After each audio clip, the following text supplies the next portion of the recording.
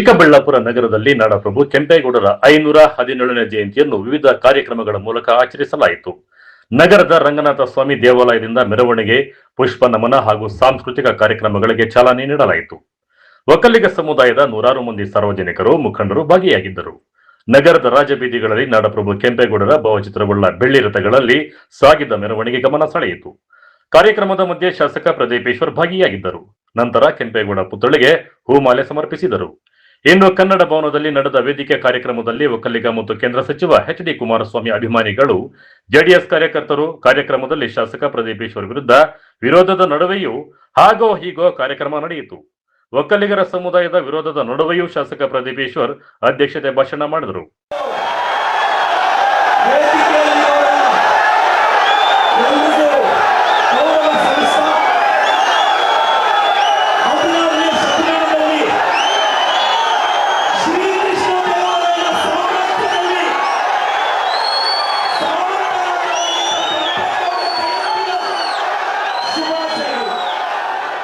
ಗೊಂದಲದ ನಡುವೆಯೂ ಕಾರ್ಯಕ್ರಮಗಳು ನಿಗದಿಯಂತೆ 3 ಗಂಟೆಗಳ ಕಾಲ ತಡವಾಗಿ ನಡೆಯಿತು. ಸಂಸದ ಸುಧಾಕರ್ ಕಾರ್ಯಕ್ರಮಕ್ಕೆ ಆಗಮಿಸುತ್ತಿದ್ದಂತೆ ಶಾಸಕ ಪ್ರದೀಪೇಶ್ವರ್ ವಿರುದ್ಧ ಧಿಕ್ಕಾರಗಳ ಕೂಗು ಜೋರಾಗಿತ್ತು. ಕೊನೆಗೆ ಸಂಸದ ಸುಧಾಕರ್ ಭಾಷಣ ಮಾಡಿ ಕಾರ್ಯಕ್ರಮ ಮುಗಿಸಿದರು. ಅವರೆಲ್ಲೂ ಕೂಡ ದರ್ಪದ ಆಡಳಿತ ಮಾಡಲಿಲ್ಲ, ಅವರೆಲ್ಲೂ ಕೂಡ ಅಹಂಕಾರದಿಂದ ನಡೆಸಲಿಲ್ಲ. ಅವರು ಪ್ರೀತಿಯಿಂದ, ವಿಶ್ವಾಸದಿಂದ ಆದರ್ಶವನ್ನು ಇಟ್ಕೊಂಡು ಸಮಾಜವನ್ನು ನಿರ್ಮಾಣ ಮಾಡುವಂತ ಕೆಲಸ 5 ಶತಮಾನಗಳ ಹಿಂದೆ ಮಾಡಿದ್ರು.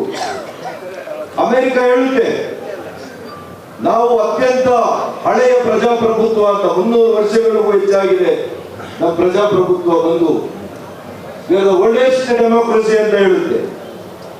ಆದ್ರೆ ಡೆಮೋಕ್ರಸಿನೇ ಇಲ್ದಿದ್ದಂತ ಕಾಲಘಟ್ಟದಲ್ಲಿ ಸಮಾನತೆ ಬಗ್ಗೆ, ಸಾಮಾಜಿಕ ನ್ಯಾಯದ ಬಗ್ಗೆ ಅರಿವನ್ನ ಇಟ್ಕೊಳ್ಳೋದು ಮಾತ್ರ ಅಲ್ಲ, ಅದನ್ನ ಅಕ್ಷರ ಸಹ ಆಡಳಿತದ ಕೆಲಸ ಮಾಡಿದ್ರು. 54 ಪೇಟೆ ಹೇಳ್ತೇವೆ, 54 ಪೇಟೆಯಲ್ಲಿ ಯಾವ್ದಾದ್ರು ಒಕ್ಕಲಿಗರಿಗೆ ಪೇಟೆ ಅಂತ ಮಾಡಿದಾರೇನಪ್ಪ? ಮಾಡಿದ್ದೆಲ್ಲ ಇತರೆ ಜಾತಿಯ ಬಲಹೀನ ವರ್ಗಗಳಿಗೆ ಮಾಡಿದ್ರು. ಅವತ್ತು ಆಡಳಿತದಲ್ಲಿದ್ದಾಗ ನಾವು ಏನು ಹೆಜ್ಜೆ ಗುರುತುಗಳನ್ನ ಬಿಡ್ತೇವೆ ಅದು ಸಮಾಜಕ್ಕೆ ಇರ್ತದೆ. ನಾವು ವೈಯಕ್ತಿಕವಾಗಿ ಏನ್ ಗಳಿಸ್ಕೊಳ್ತೇವೆ ನಮ್ ಜೊತೆಗೆ ಹೋಗುತ್ತೆ ಅನ್ನೋದನ್ನ ನಾವೆಲ್ಲ ಕೂಡ ಅರ್ಥ ಮಾಡ್ಕೋಬೇಕು. ಒಟ್ಟಾರೆ ಕೆಲ ಕಾಲ ಗೊಂದಲದ ವಾತಾವರಣ ನಿರ್ಮಾಣವಾದರೂ ಸಹ ಚಿಕ್ಕಬಳ್ಳಾಪುರದಲ್ಲಿ ನಾಡಪ್ರಭು ಕೆಂಪೇಗೌಡರ 517ನೇ ಜಯಂತಿ ಕಾರ್ಯಕ್ರಮ ಗಲಾಟೆ ಗದ್ದಲದ ನಡುವೆ ಮುಕ್ತಾಯಗೊಂಡಿತು.